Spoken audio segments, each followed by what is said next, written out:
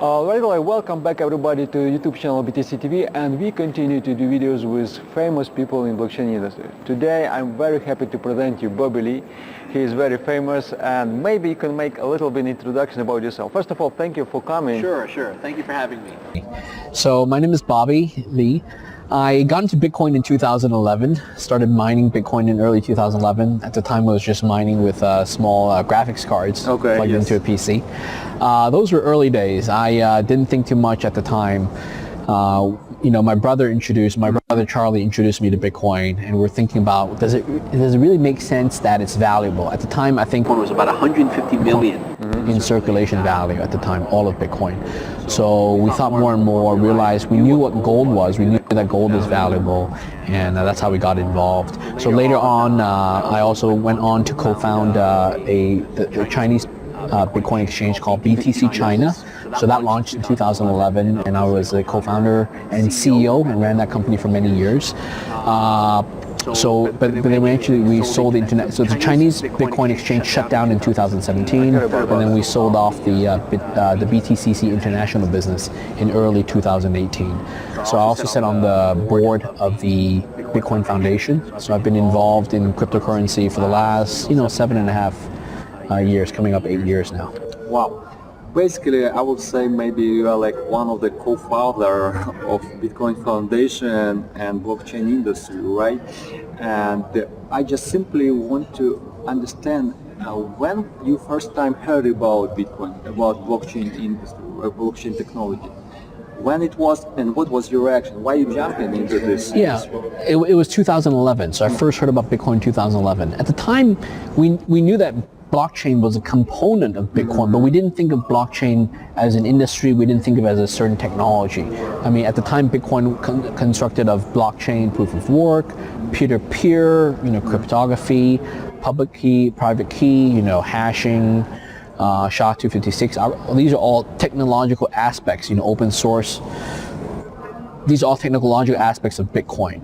But what's most important is the economic model, the fact that Bitcoin is money, it's sound money, it's a global store of value, it's a decentralized network. So that took a long time to really understand and grasp. I see. It's very easy to understand right now when it is like everybody's talking about Bitcoin all around and other coins, but 2011 only a couple of people know about that. That's right. So, and it's like really very interesting that you jump in. Now, let's talk about mining, because you said you mine a little bit with video cards at that time. Was it fun stuff, or how it was? Yeah, it was very slow. So for the whole summer, we plugged I put it into a on a computer, like a home-built computer, plugged in 4 graphics cards, and I only mined about 20-25 Bitcoins all summer long. I see. So it was a slow process. Yeah. Actually, right now we are sitting in Singapore during Yes. Block Show conference, and you just finished your speech. And I love when you say that Bitcoin is like a money in the cloud. Yeah. You say that statement. Can you a little bit, because I heard about it, can you a little bit explain about your statement about that? Yeah, because think about money we have. The paper money we have is in our hands. We sometimes deposit the money into bank accounts. It's in the banks. We have, some of them have gold or other forms of money, silver. We have that at home in the safekeeping. But we've never had money in the cloud, in the internet. We've only had information in the internet. Right. So what happens is the money is in the cloud, but my access to it is through the private key. Right. Meaning if I come to see you here, if I go to Hong Kong or the United States, I walk around with information in my head, or on a USB drive, or in a hardware wallet. But the money is always there in the cloud, on the blockchain. So the money doesn't move, but the access moves. Yeah, absolutely. Right? It's just like your email account, your Gmail, if you use Gmail, right, or iCloud. Your data is in the cloud. Absolutely. Data, you move around your phone, and you're accessing it from different locations. Same kind of thing. Same concept. I agree with you. Now, you also said about, I bet that everybody is speaking about like what assets you have. I mean, do you have only Bitcoins or other coins, right? Many of those questions. But for example, do you believe more in Bitcoin or, for example, Ethereum? in your opinion? I definitely believe more in Bitcoin. I do hold some Ethereum. I do hold some Litecoin. But Bitcoin is the king. Why is Bitcoin the king? Well, it's because limits of coins? no, it's because as a human, as society, we always have to pick one that is the king, that is the most common.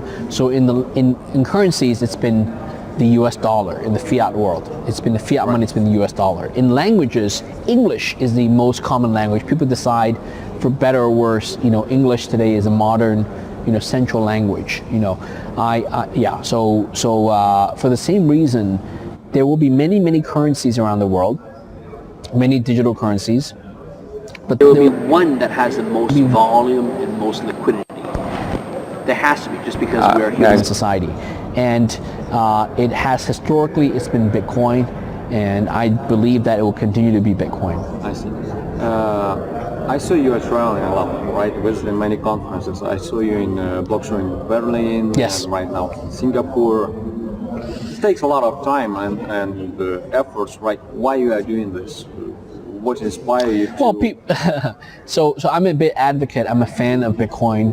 I also, being a board member of Bitcoin Foundation, we promote Bitcoin, we advocate for it globally. I'm a big fan of Bitcoin itself. I like educating people. I like teaching about it. I like sharing my knowledge about it. I like helping people learn about Bitcoin. So for that reason, when people invite me to conferences, I go all over the world to speak at conferences. I see. Yeah. We just started a little bit to talk about your daily life, right? Can you tell us a little bit more about what you are doing during daily life? Because one side of you is you are like blockchain advocate, right? But what is another side of your daily life? What you are doing? Yeah. So this year is sort of my gap year. Okay. After I sold BTCs earlier this year, I took some time off, took some vacation. I also had a chance to go play some poker at the World Series of Poker in Las Vegas. That was a lot of fun. Yeah. I actually won. I won some money. Wow. There was about 7,000, 8,000 people playing, and I came in about 453. So I turned $10,000 into $30,000. Wow. So that was very exciting. Nice. Yeah. And what else? I heard that you want to write a book also, right? Yeah, I'm thinking about doing that. I have a lot to say, a lot I want to say about Bitcoin, and hope that one day, if I do get that written, then people can read about it. Okay. Yeah. It'll be about Bitcoin. You are right now talking about writing a book, but do you like to read books, for example? I do. And if yes, can you pick maybe the best book which you read during the last maybe 3-5 years?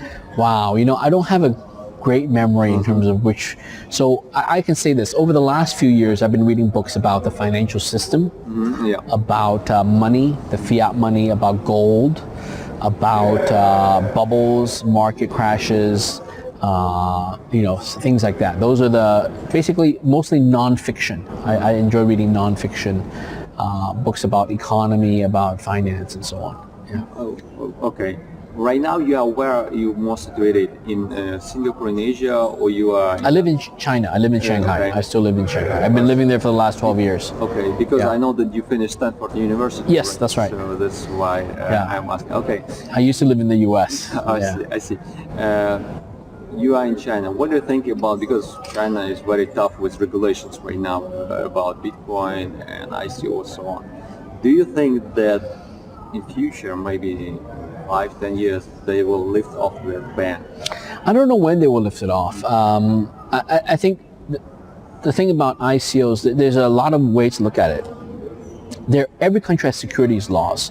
So if a company or a group issues a token or a form of instrument that is considered to be a security, then, like an equity security, then it has to fall under the guidelines of the security laws of the country.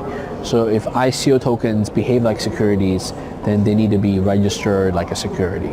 So that it doesn't matter if it's China or in every country. But in terms of China, there has been no formal ban or formal disallowing of cryptocurrencies or ICOs and so on. All they're saying is they're reminding people that this could be a licensed activity, and if you don't have a license, you should not be operating. So the real question is, when will they issue licenses for this? So I think that's going to happen. It's a matter of when. It could be 6 months, it could be 6 years, it could be 20 years, 30 years.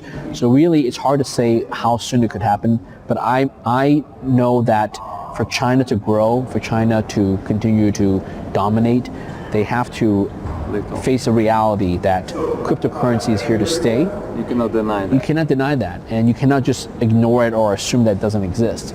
And if other countries like Japan, Korea, and Singapore, other countries around China are embracing and allowing for cryptocurrencies, whether it's exchanges or issuing of tokens, then China has to do the same to be competitive.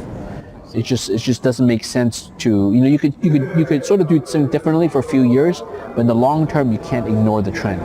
I see. Yeah.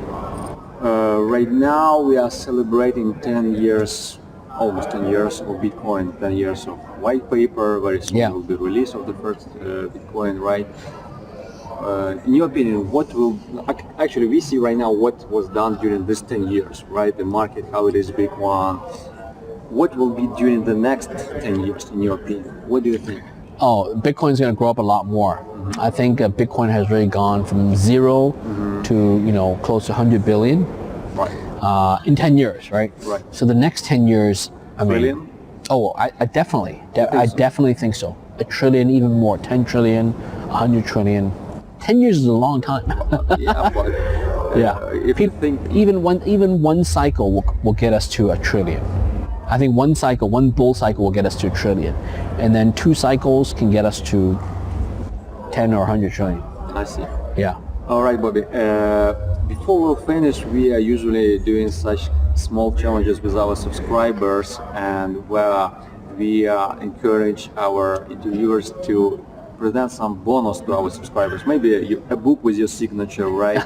Or maybe, I don't know, it's like free 15 minutes consultation, I don't know, something like that. They will ask interesting question below this video, right, during the next couple of weeks, and I'm simply asking you to select a winner. Okay. One winner who will get, maybe, as I said, a book with your signature. Is it possible to do? Yeah, I can't promise when that book will come out, but we can certainly think about that. All right.